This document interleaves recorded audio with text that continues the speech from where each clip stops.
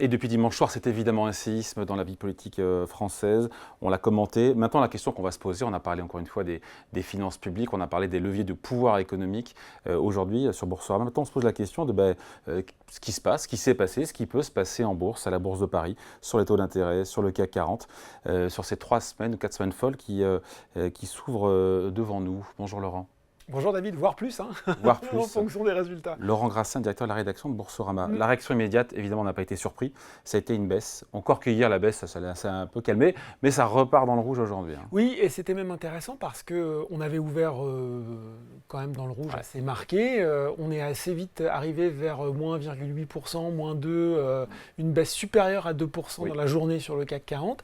Et puis, vers la fin de séance, on a regagné un petit peu de terrain, on a perdu un petit peu moins selon l'angle sur lequel on considère. On termine à moins 1,35%, on est sous les 8000 points. Ce qui est intéressant de noter quand même, David, c'est qu'on était sur des volumes qui sont des gros volumes, 4,6 milliards d'euros.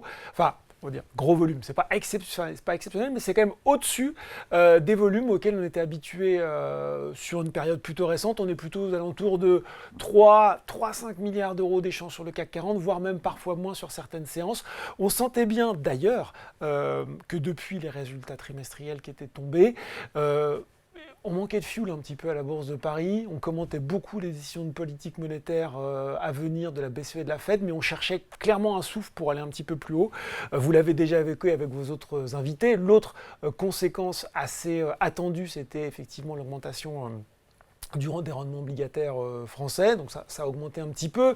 L'écart, le spread, alors on parle beaucoup du spread, c'est toujours le coup quand même de réexpliquer pour les gens qui nous regardent. L'écart entre le coût de financement de l'Allemagne et de la France. Exactement, et on considère que ce qu'il y a de plus solide, pour le dire simplement, c'est le taux d'emprunt allemand. Eh bien, tout ce que vous payez en plus quand vous émettez de la dette française, c'est un peu une prime de risque sur votre situation politique. Et pourquoi on regarde ce taux ? Parce que plus il s'écarte, plus on considère que finalement, on vous fait payer une prime de risque à vous, État français. Parce que la France est plus risquée, parce que l'Allemagne a 60% de dette publique, voilà. Nous, on en a 115. Exactement, voilà. Donc là aussi, pas d'alerte principale, même si on pourrait se dire que finalement, les Allemands sont un peu sur le plan politique, pas à une gravité aussi marquée que nous, mais on subit aussi un sérieux revers, puisque l'extrême droite aussi a fait de très beaux scores chez eux. Donc la situation d'hier, c'est plutôt ça, c'est-à-dire une baisse qu'on attendait finalement assez contenue, donc pas de choc, pas de moins 4, moins 5% en une séance. Par contre, vous l'avez dit, ça repart aujourd'hui. On était parti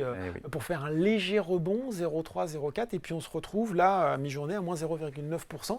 Donc est-ce que ça n'augure pas de ce qui va se passer ? Mais on va avoir l'occasion d'en reparler. Bon, et dans le détail, est-ce que secteur par secteur, valeur par valeur, sur le CAC 40, on peut regarder ce qui décroche et ce qui... On a déjà des grands perdants, ça c'est sûr, c'est les bancaires.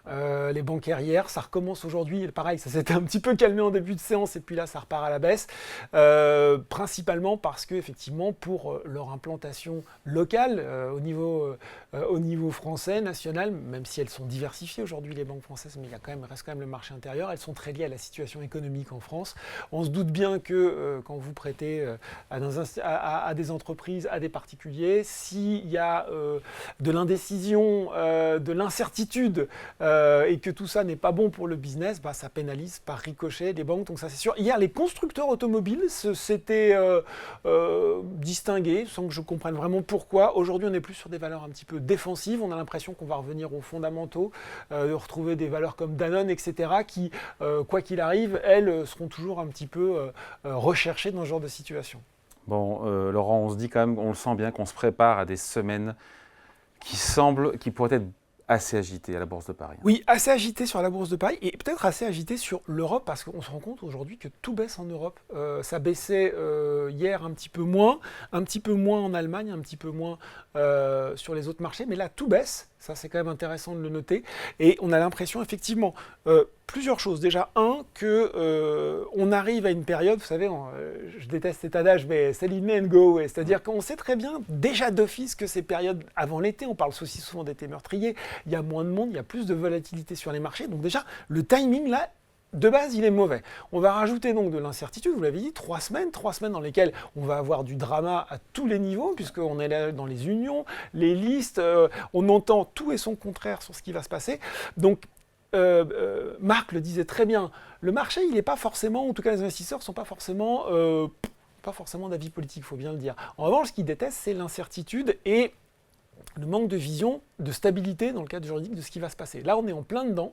On a une incertitude complète sur les listes qui vont se présenter, les forces qui vont se dégager. Donc ça, c'est pas bon. À court terme, on voit bien que les marchés, on l'a presque oublié, David, mais sont quand même à un niveau qui reste très élevé.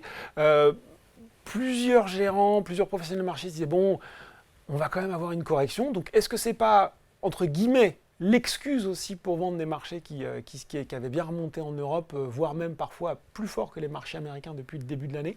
C'est aussi un point. Cette situation de la dette publique, selon le parti qui va être élu, ça fait quand même beaucoup de vent contraire. Sur les 3 semaines qui viennent, ça va tanguer un petit peu. Ouais. Et au-delà de ça, sans trop se projeter, mais imaginons qu'il y ait une assemblée à majorité reine, absolue ou relative. La bourse, elle aime pas, mais en même temps, la bourse, déjà on peut rappeler que le CAC 40, seulement 15% du chiffre d'affaires du CAC 40 est réalisé en France, donc ce sont des entreprises qui sont mondialisées. Et puis après, la bourse, les investisseurs, ils jugent sur pièce, encore une fois, en fonction des mesures. On attend de voir quelles seront les mesures du programme du RN dans le cadre de ces législatives. Oui, et puis on n'envisage qu'un cas de figure, il peut y en avoir plein d'autres. Il peut y avoir une vraie victoire de la gauche, qui a un programme aussi qui est assez chargé au niveau des dépenses publiques, et qui est pour le coup beaucoup moins pro-business. Donc ça pourrait être aussi un petit peu compliqué. Hein. Je pense qu'on reparlerait peut-être de taxation sur les super profits. Même si là, les sociétés françaises, vous l'avez dit, sont internationalisées, ce ne serait pas forcément de bon augure pour le climat des affaires. On aurait peut-être aussi un non-résultat, c'est-à-dire qu'on arriverait à finalement avec des blocs qui seraient dans l'incapacité de gouverner. Donc là, ce serait aussi peut-être même le pire des scénarios. Marc l'a très bien dit juste avant moi, mieux que moi, on voit bien que ce soit à l'extrême gauche ou à l'extrême droite, on a des mesures politiques qui coûtent très cher. La fin de la réforme des retraites, abandon de la réforme sur l'assurance chômage, on a une indexation des salaires sur l'inflation à l'extrême gauche, on a la fin en tout cas, réduction très forte de la TVA sur les carburants à l'extrême droite. Ça va coûter beaucoup d'argent. Donc voilà, on a ouvert en grand la porte vers l'inconnu. Ce qu'on peut s'attendre quand même, effectivement, à mon sens, si on reste sur les 3 semaines que vous avez données, David, c'est plus de volatilité, des plus gros volumes, un marché qui va quand même être plutôt baissier, parce qu'il n'y aura pas de bonnes nouvelles comme ça, on va rester dans l'incertitude. Les gens, ça va peut-être évoluer en fonction des sondages. Et puis après, ce serait une opportunité d'achat. Oui. Non, si on part du principe que 85% du chiffre d'affaires des boîtes du CAC 40 est réalisé hors de France. Oui, mais après, je ne pense pas que vous puissiez complètement vous défaire du climat qui règne dans votre pays et surtout, en fait, un moment de l'arbitrage que feront et les gérants et les investisseurs sur d'autres pays d'Europe dans lesquels ça va mieux. C'est ça aussi, c'est-à-dire qu'à un moment, ce sera peut-être plus simple d'avoir de la dette d'autres pays dans lesquels ça va mieux, ce sera peut-être plus simple d'avoir, parce que le sentiment de marché est parfois aussi fort, voire plus que les fondamentaux, c'est pas à vous que je vais l'apprendre. Donc si on est dans un climat durablement dégradé en France, ça forcément aura des répercussions sur la bourse. Allez, merci beaucoup, on en reparlera ensemble bien sûr. Merci Laurent. Laurent Grassin, directeur de la rédaction de Boursorama. Merci Laurent. Merci David.